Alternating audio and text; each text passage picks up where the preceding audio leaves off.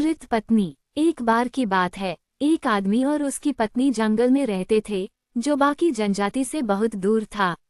अक्सर वे दिन भर साथ में शिकार करते थे, लेकिन कुछ समय बाद पत्नी को लगा कि उसके पास करने के लिए इतने सारे काम हैं कि उसे घर पर ही रहना होगा, इसलिए वह अकेला ही चला गया। हालांकि उसने पाया कि जब उसकी पत्नी उसके साथ नहीं होती तो उसे कभी किस्मत नहीं मिलती।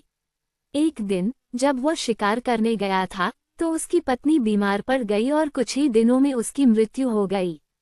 उसके पति को बहुत दुख हुआ और उसने उसे उसी घर में दफना दिया जहां उसने अपना जीवन बिताया था। लेकिन जैसे जैसे समय बीतता गया, उसे उसके बिना इतना अकेलापन महसूस होने लगा कि उसने उसके साथ रहने के लिए उसकी ऊंचाई और आकार की एक लकड़ी की गुड़िया बनाई और उसे उसके कपड़े पहना दिए। उसने उसे आग के सामने बैठा दिया और सोचने लगा कि उसकी पत्नी फिर से वापस आ गई है। अगले दिन वह शिकार करने के लिए बाहर गया और जब वह घर आया तो सबसे पहले उसने गुड़िया के पास जाकर आग की राख को झाड़ दिया जो उसके चेहरे पर गिर गई थी। लेकिन अब वह बहुत व्यस्त था, क्योंकि उसे खाना बनाने और मरम्मत करने के अलावा भोजन भी जुटाना था, क्योंकि उसकी मदद करने वाला कोई नहीं था। और इस तरह पूरा 1 साल बीत गया। उस समय के अंत में वह एक रात शिकार से वापस आया और उसने देखा कि दरवाजे के पास कुछ लकड़ियां और अंदर आग जल रही है। अगली रात वहां न केवल लकड़ियां और आग थी, बल्कि केतली में मांस का एक टुकड़ा था, जो खाने के लिए लगभग तैयार था। उसने चारों ओर खोज की कि यह किसने किया होगा, लेकिन कोई नहीं मिला। अगली बार जब वह शिकार करने गया तो उसने ध्यान रखा कि वह दूर न जाए और काफी जल्दी घर आ गया। और जब वह अभी भी काफी दूर था, तो उसने देखा कि एक महिला अपने कंधों पर लकड़ियां लेकर घर के अंदर जा रही है। इसलिए उसने जल्दी से दरवाजा खोला और लकड़ी की गुड़िया की जगह उसकी पत्नी आग के सामने बैठी थी।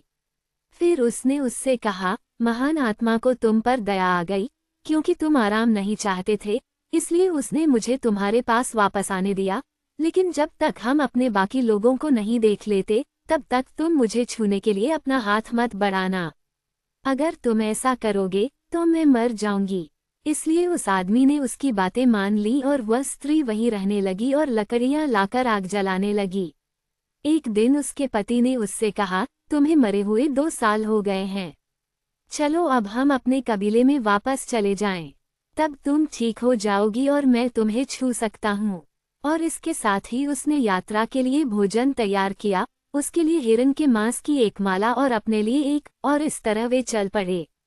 अब जनजाति का शिविर 6 दिन की यात्रा दूर था, और जब वे अभी 1 दिन की यात्रा दूर थे, तो बर्फबारी शुरू हो गई और वे थके हुए महसूस करने लगे और आराम करने के लिए तरसने लगे। इसलिए उन्होंने आग जलाई, कुछ खाना पकाया और सोने के लिए अपनी खालें बिछा दी। तब उस आदमी का हृदय बहुत उत्तेजित हो गया और उसने अपनी पत्नी की ओर अपनी बाहें फैला दी, परंतु उसने अपने हाथ हिलाकर कहा, हमने अभी तक किसी को नहीं देखा है, ये बहुत जल्दी है। लेकिन उसने उसकी बात नहीं मानी और उसे अपने पास खींच लिया और देखो, वो लकड़ी की गुड़िया को पकड़ रहा था। और जब उसने देखा कि यह गुड़िया है तो उसने अपने दुख में उसे अपने से दूर धकेल दिया और शिविर की ओर भागा और उन्हें अपनी सारी कहानी सुनाई। और कुछ लोगों को संदेह हुआ और वे उसके साथ उस स्थान पर वापस गए जहां वह और उसकी पत्नी आराम करने के लिए रुके थे, और वहां गुड़िया पड़ी थी। और इसके अलावा उन्होंने बर्फ में 2 लोगों के कदम देखे और उनमें से एक का पैर गुड़िया के पैर जैसा था। और वह आदमी अपने जीवन के सभी दिनों में बहुत दुखी रहा।